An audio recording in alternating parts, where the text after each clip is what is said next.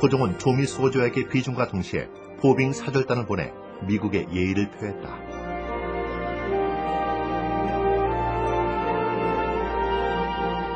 고종은 조선이 당시의 국제법인 만국공법의 체제 속으로 편입되길 원했다. 위계적인 관계가 아니라 국가와 국가가 서로 자주적이고 독립적인 관계로서 서로 만나서 서로 교류하는 시대구나라고 하는 것을 인식하게 되는 것이죠. 그러니까 이제 그러한 내용들을 분명하게 확인할 수 있는 것은 조선 측에서 그런 내용들을 이해하고 있었다. 고종은 미국을 필두로 프랑스, 러시아, 독일 등 세계 강국들과 차례로 주권국 간의 수호조약을 맺는다.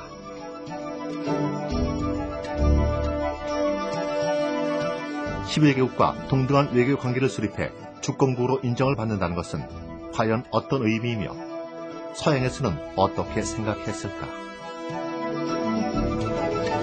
Je disais, l'idée était bonne de s'appuyer sur plusieurs pays pour, j'allais dire, faire un équilibre, si vous voulez, qu'il n'y ait pas un pays qui prenne trop d'influence. Ich stelle mir den koreanischen Kaiser als Machtpragmatiker vor. Er hat als Nachbarn ein starkes Japan und er muss Interessepolitik betreiben. Er muss sehen, wie kann er seine Unabhängigkeit wahren und wen kann er hinter sich bringen. Und da ist es ja diplomatisch nicht ungeschickt zu versuchen, die starken europäischen Mächte anzusprechen und als Beistand zu gewinnen. 서양 열강들과 외교 관계를 수립한 후 조선에서는 개화의 흐름이 본격화되기 시작했다.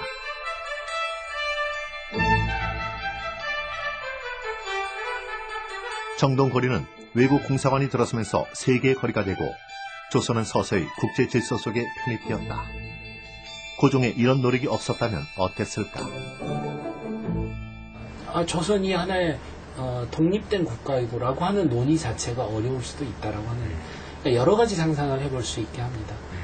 실제로 우리 옆에 있었던 류큐 국가 같은 경우는 실제로 이제 어떤 식으로든 국가가 이후에 일본이 패망하고 난 다음에도 자기 국가를 회복하지 못하거든요. 외교적 노력의 성과가 나타나자 1899년 고종은 최초의 헌법이라고 할 수 있는 대한국 국제를 반포한다. 대한제국이 세계 만국에 공인된 자주 독립국이라는 선언을 통해 제국의 꿈은 서서히 무르익는다. 또한 고종은 행정체제를 정비, 국내부를 중심으로 발빠르게 근대화 사업을 추진해 나간다. 그리고 모든 재정을 내장원으로 통합, 재정을 확충하고 근대화 추진의 원동력으로 삼았다. 막대한 재원들을 국내부 내장원이 관리하면서 실제로 근대화 개혁에 필요한 자금을 모집을 하고 그것을 토대로 해서 철도를 이렇게 자력을 구사한다거나 또는 근대적인 화폐 개혁을 시도한다거나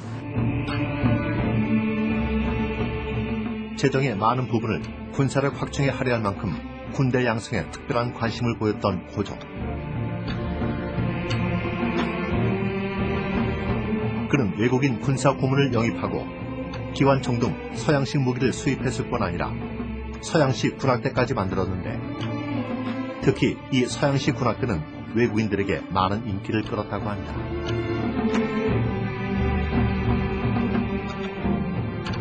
그러나 이러한 고종의 개혁 방식에 대한 반론도 만만치 않다. 하지만 결과적으로 이런 군사비, 황실비에 대한 지출은 별로 효과를 거두지는 못했습니다. 오히려 이런 지출이 많았기 때문에 행정각부의 지출은 어려워질 수밖에 없었는데요. 부족한 재정 수입으로 행정각부의 지출을 충당하기 대단히 어려웠습니다.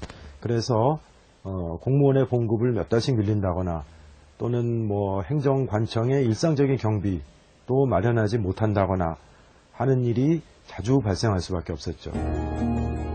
그럼에도 고종은 왜 심혈을 기울여 군대를 양성해야만 했을까? 근대 국가의 어떤 이 국방력을 자위력을 유지할 수 있는 군대를 근대식으로 마련한다는 것은 굉장히 절체절명의 과제였던 것이죠. 그래서 사실 대한제국기에 국가 예산의 40% 이상이 사실은 군부나 군대 근대화에 사용되었고, 자주 독립국이 되고자 했던 대한제국의 꿈. 그러나 고종이나 대한제국이나 많은 문제를 안고 있었다. 지지 세력과 인재가 부족했던 것. 그래서 무엇보다 시민사회 형성이 필요했다. 이에 러시아 공사관 터. 대한제국의 건국 이전 이곳에선 일대 사건이 있었다. 이른바 아관 파천. 이로 인해 고종은 친일파로부터 전국의 주도권을 되찾게 된다. 1896년 이곳에선 중요한 만남이 있었다. 1884년 갑신정변의 주역으로 미국에 망명했던 서재필이 귀국해 고종을 아련한 것이다. 반역도였던 서재필, 그리고 그로 인해 엄청난 고초를 겪었던 고종. 그들 사이에는 어떤 대화가 오갔으며 고종은 왜 서재필을 용서하게 되었을까?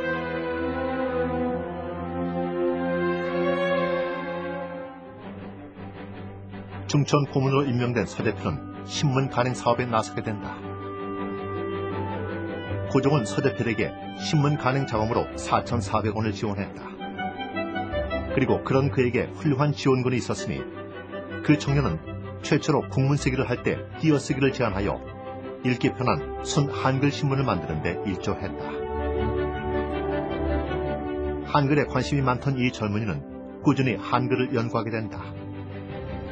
그는 바로 훗날 한글 학자로 이름을 높이게 되는 추시경이었다. 드디어 1896년 4월 7일 독립신문 창간호가 발간됐다. 독립신문은 사회적으로 엄청난 파급 효과를 몰고오며 당시 사회 모습을 변화시켜갔다. 서울과 지방의 정보 격차가 없어졌을 뿐 아니라 독자 투고란을 통해 사람들은 자신의 의견을 나타내고 다른 사람들과 소통하는 방법을 찾게 된 것.